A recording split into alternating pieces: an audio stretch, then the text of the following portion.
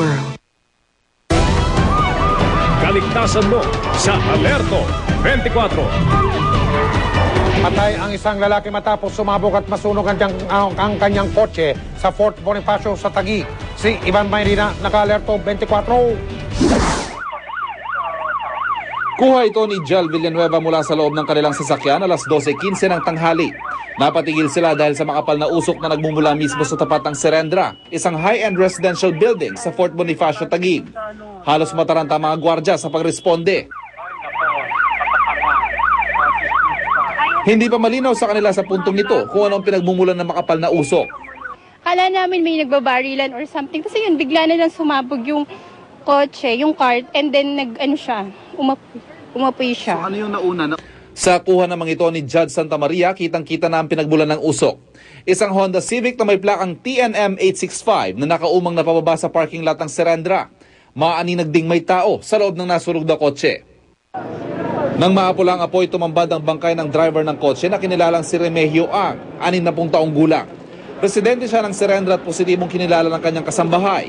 Maliban sa kanyang kotse, walang ibang napinsala. Supposedly, dapat nadamay pati yung guardhouse na napakalapit, di ba? Supposedly, ang impact ng mga bomba is pati yung mga nearby buildings na mga glass, supposedly sasabog yun. Mababasag eh. Pero nakita naman natin wala. Batay sa panayam ng pulis sa kasambahay ni Ang, umalis siya sa bahay dakong alas 9 ng umaga at may binili sa isang mall sa Makati.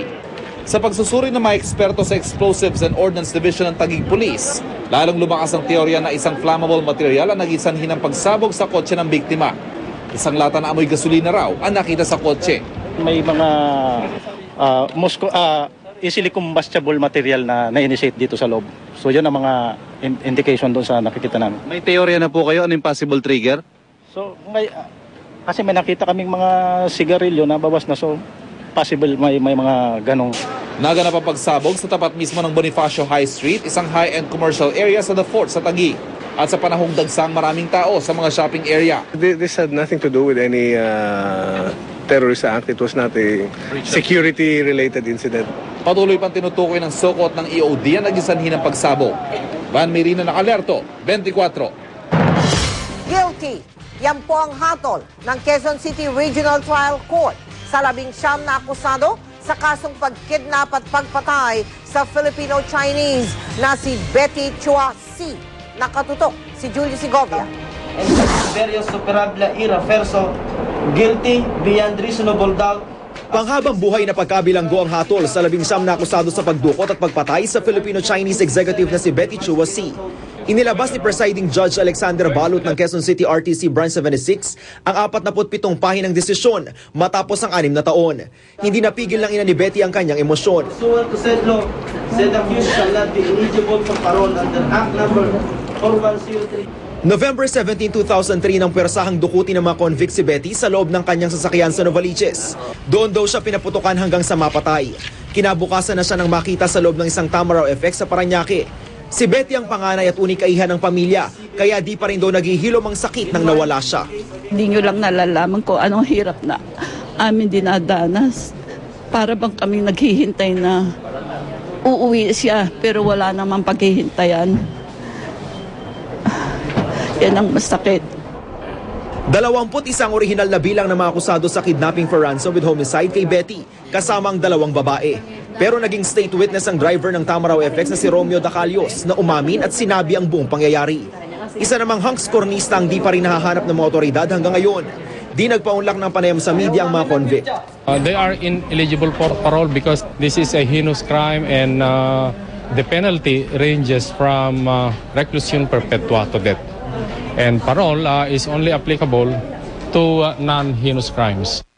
Ang support group ng Movement for Restoration of Peace and Order, nakasama sa dumating sa korte kanina, isusulong pa rin daw na maibalik ang parusang kamatayan sa bansa. Sure, 100%. Gustong-gusto namin balik, but it depends on the president.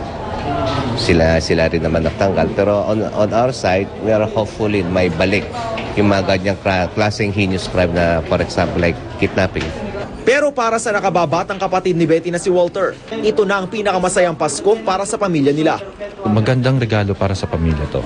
Magandang regalo rin para kay Betty na nakomit na rin niya yung justice niya. Kanyang bumaril yan, no? Yung hayop na yan. Hindi niyo mababalik yung buhay ng tao. Bukod sa kasong kriminal, magbabayad din ng kabuang 125,000 pesos ang 19 na convict para sa moral at civil damages. Julio Segovia, Nakalerto, 24.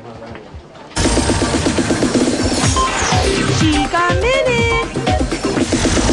Proud na proud si Iza Calzado na bahagi siya ng Film Fest movie na Ang Panday. Ngayong super enjoy si Iza sa kanyang career. Totoo kayang makikipagsabayan na rin sa showbiz ang kanyang boyfriend.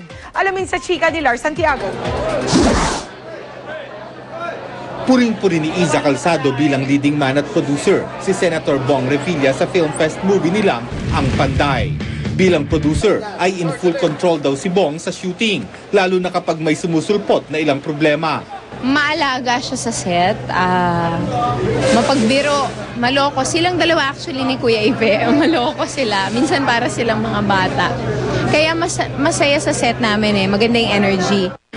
Lalo raw siyang humanga sa proyekto nang makita na niya ang kabuuan nito, lalo na ang mga effects. Doon ko talaga masasabi na, wow, I am so proud that napili ako na maging parte ng pelikulang ito. Maging sa boyfriend niyang si Atticus King ay naikwento na ni Iza ang ganda ng Panday at gusto na rin daw niyang mapanood ang pelikula. Tinatanong si Iza ng marami kung papasukin din ba ni Atticus ang showbiz. Lumabas kasi ang pictorial nito na medyo sexy sa isang glossy magazine. I don't think he's gonna get into showbiz. But he is a musician, so yan ang gusto niya talaga. Totoo ba namang napag-uusapan na ni Iza at ng boyfriend niya ang kasal? At may posibilidad bang maganap ito sa panahon ng Kapaskuhan? Hindi, wag muna natin pag-usapan ng kasal kasi galing na ako dun, di ba? Ilang taon din na lagi ninyo akong tinatanong. Pagbayaan nyo muna akong i-enjoy ko ng parang bagets nga, 16, di ba? Pag 16, di tinatanong kung magpapakasal. Lar Santiago, updated sa Showbiz Happening. Maricris Garcia nagpa-sexy sa music video. Tutukan yan. Susunod, mga ibong dumagsa sa California sa Amerika, agaw atensyon. Ilang amusement park ininspeksyon ang Bureau of Fire Protection. At malulutong na perang papel. Sapat kaya ngayong in-demand ito ngayong magpapasko? Tutukan lahat ng yan. Dito lang sa